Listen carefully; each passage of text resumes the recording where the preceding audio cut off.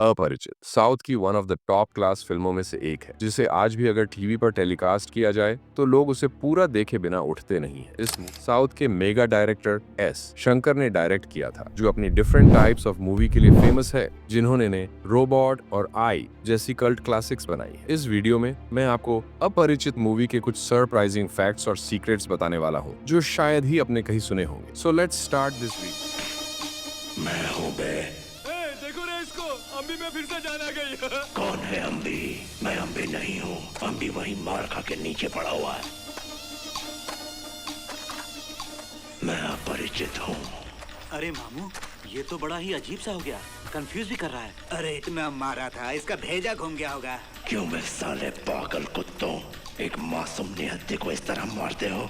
तब मैं तुम मुझसे लड़ो। चिन विक्रम ने इस मूवी में 3 अलग अलग पर्सनैलिटी वाले किरदार निभाए हैं, ईमानदार अम्बी, सुपर कूल रेमो और यमराज अपरिचित। लेकिन ये किरदार उन्होंने सीक्वेंस वाइज नहीं बल्कि कैरेक्टर वाइज शूट किए थे। मींस पहले 20 दिन अम्बी के सभी सीन शूट होते थे, फिर अगले 20 दिनों में रेमो के सीन और इसके बाद 20 दिन अपरिचित के सीन। इस तकनीक से विक्रम को अपने तीनों किरदारों के लिए प्रिपेयर होने का पूरा समय मिलता था और मूवी की शूटिंग के दौरान ये बार बार रिपीट किया जाता। Apurjit disturbed me a bit because we had 3 characters and now it's easy for me to shift. I can be a shifter.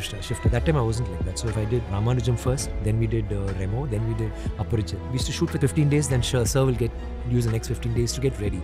And then 15 days, 15 off, 15 on. You won't believe, I actually used to go sit on my terrace. I had gotten pigeons. I'll just sit there, set them free.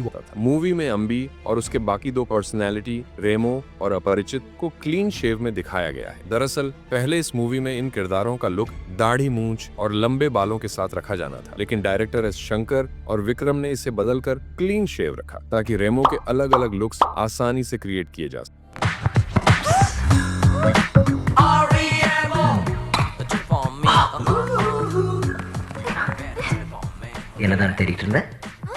Movie में रेमो के कई looks दिखाए गए हैं, जिनमें से कुछ गाने वाले सीन में है। हालांकि इस मूवी की स्टोरी काफी हद तक ओरिजिनल है, बट फिर भी यह सिडनी शेल्डन की novel tell me your dreams से हल्की फुल्की इंस्पायर्ड है। इस नॉवल में भी अम्बी जैसी एक इनोसेंट लड़की होती है, जिसे मल्टीपल पर्सनैलिटी डिसऑनर्डर होता है। उसकी बाकी 2 पर्सनैलिटी लेटे और टोनी होती है, जिनमें से टोनी बिल्कुल रेमो की तरह केयरलेस और अपरिचित की तरह एग्रेसिव होती है और क्रिमिनल्स को खत्म करने का काम करती है। मूवी में अपरिचित के नाम से एक वेबसाइट होती है, जिस पर कोई भी व्यक्ति किसी के गलत काम की शिकायत कर सकता है और अपरिचित उसे मौत की सजा देता है। दिलचस्प बात यह है कि 2005 में कुछ लोगों ने इसी आइडिया से इंस्पायर्ड होकर an.com नाम की एक वेबसाइट बनाई थी, जहां लोग अपनी शिकायतें भेजते थे। फर्क सिर्फ इतना था कि असल जिंदगी में वहां कोई अपरिचित नहीं आता था। जब एक कार का मालिक एक्सीडेंट से घायल एक आदमी की मदद करने के बजाय वहां से भाग जाता है, तो अम्बी इसकी शिकायत अपरिचित से करता है। फिर अपरिचित उस कार के मालिक को सैकड़ों भैंसों से कुचलवाकर मार देता है। असल में इस सीन में इतनी सारी भैंसें नहीं थी, केवल एक भैंस थी और बाकी भैंसों को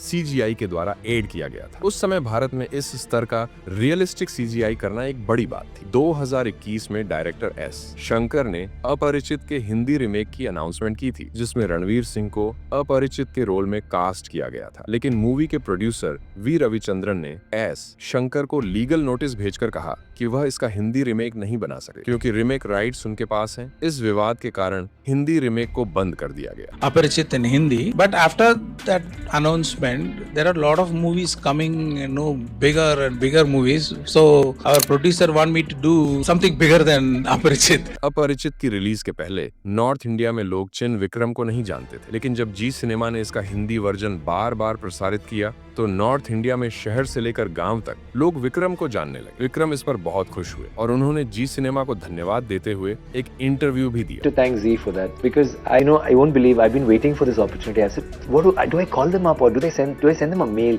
I want to say thank you, because the movie didn't really do well at the box office because nobody heard about it. Correct. But they've telecast it like 300, 400, 500, I know how many times. Every second week people say, hey, Marubudio in Tamil, it's again on Z. And wherever I go, the whole town and village knew me. They've all seen it. Thanks to Aparajita. Yeah, thanks to Z. And no, I'm not saying it because I've been waiting for this day. I said one So I day think it's the right platform to thank I said Z. one day I will be on your show and I will have to tell you thank you. In fact, I want to build a temple for you. So thanks Z. I'll never forget. Director S Shankar ने movie में मुख्य heroine के तौर पर ऐश्वर्या राय को cast करना चाहा था, लेकिन जब वह अपनी अन्य फिल्मों की शूटिंग से फ्री नहीं हो पाई तो उन्होंने ऐश्वर्या के स्थान पर सदा को नंदिनी के रोल में कास्ट किया। मूवी के रात वाले सभी सीन्स दिन में ही शूट किए गए थे और बाद में कलर ग्रेडिंग से इन्हें रात के सीन्स की तरह बनाया गया। उस समय रात के सीन्स शूट करना काफी मुश्किल था और यदि शूट भी किए जाते तो उनकी क्वालिटी खराब होती। इस वजह से इन सीन्स का कलर ब्लैक के बजाय ब्लू किया गया। मूवी के तमिल वर्जन में चिन विक्रम ने ही अम्बी, अपरिचित और रेमो के लिए डबिंग की थी, जबकि हिंदी वर्जन में आदर्श गौतम और समयराज ठाकर ने इन किरदारों की डबिंग की थी। क्रिकेट टीम में सिर्फ एक अच्छा कैप्टन हो तो जीत नहीं सकते। 11 खिलाड़ी ठीक से खेलेंगे तभी जीत हमारी होती है। उसमें से एक खिलाड़ी भी अगर कमजोर हो तो कितना गुस्सा आता है। इन फैक्ट्स को जानकर आपको इस मूवी की ओरिजिनलिटी और डायरेक्शन के बारे में बहुत कुछ समझ में आया होगा। अगर आप भी ऐसी ही और दिलचस्प फिल्मों के बारे में जानना चाहते हैं तो इस चैनल को सब्सक्राइब करना न भूलें।